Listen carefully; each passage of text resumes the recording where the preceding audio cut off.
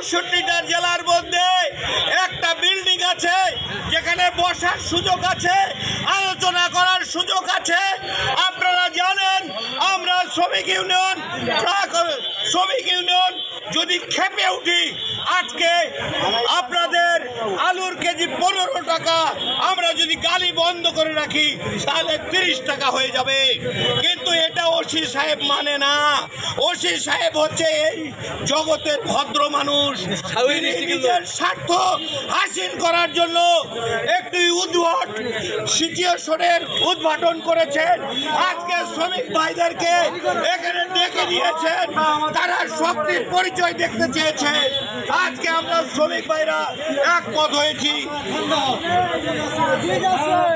নগদ পেমেন্টে 500 টাকা পর্যন্ত ক্যাশব্যাক আর লেনদেনে প্রতিদিন ডিপ ফ্রিজ এবং ঘন্টায় ঘন্টায় এসি টিভি সহ দারুণ সব গিফট।